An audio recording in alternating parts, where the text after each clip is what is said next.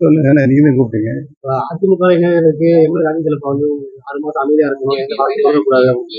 எந்த 6 மாசம் வந்து அமைதியா இருக்கணும், வார்த்தையும் சொல்லக்கூடாது அப்படின்னு சொல்லி ராஜன் செல்லப்பா சொல்லியிருக்காங்க.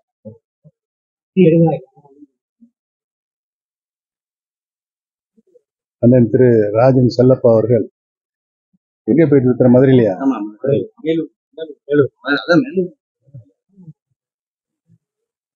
நான் அமைதியாக இருக்கணும்னு சொல்லியிருக்கிறாரா?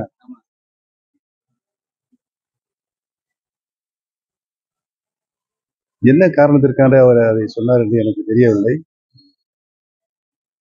இந்த பிரச்சனை யாரால், எங்கு, எப்படி உருவாக்கப்பட்டது என்பது அனைவருக்கும் நன்றாகவே தெரியும்.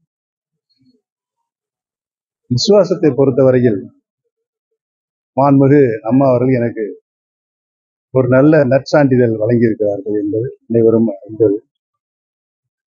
எந்த சூழ்நிலையும் நான் கட்சி பிரிந்து கிடக்கிற அனைத்து இந்திய அண்ணா திராவிட முன்னேற்ற கழகத்தின் சக்திகள் புரட்சி தலைவர் எம்ஜிஆர் காலத்திலிருந்து அவர் உருவாக்கிய சக்திகள், மாண்புமிகு இதய தெய்வம் புரட்சி தலைவி அம்மா அவர்கள் வளர்த்த சக்திகள், யாராலும் வெல்ல முடியாத இயக்கமாக மாண்புமிகு அம்மா அவர்கள் இந்த இயக்கத்தை உருவாக்கி தந்திருக்கிறார்கள் என்பதெல்லாம் எண்ணித்தான் பிரிந்து கிடக்கிற அனைத்து இந்திய அண்ணா திராவிட முன்னேற்ற கழகத்தினுடைய சக்திகள் அனைவரும் இணைய வேண்டும் என்றுதான் நான் சொன்னேன்.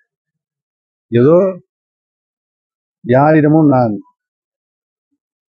என்னை அழைத்து கொண்டு போய் யாரிடமும் சேர்க்க வேண்டும் என்று இதுவரை நான் சொன்னதே கிடையாது. ராஜன் செல்லப்பாண்டன் அதை புரிந்து கொள்ள வேண்டும். அவர் எனக்காக சிபாரிசு செய்கிற என்று வேற சொல்லியிருக்கிறார்.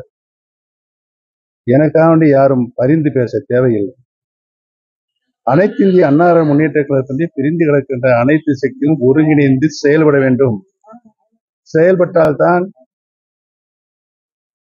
எதிர்வரும் எந்த தேர்தல் வந்தாலும் திராவிட முன்னேற்ற கழகத்தை எதிர்க்கின்ற ஒரு வல்லமை சக்தி உங்களுக்கு இயற்கையிலேயே உருவாகும் என்பதை தான் நான் சொல்லிக் கொண்டே இருக்கிறேன் ஒழிய, எங்களை எல்லாம் சிபாரிசு செய்கிற மாதிரி ஒரு தோணியில் அவர் பேசியிருக்கிறார். அது அவருக்குரிய அழகல்ல என்பதை நான் தெரிவித்துக் கொள்கிறேன்.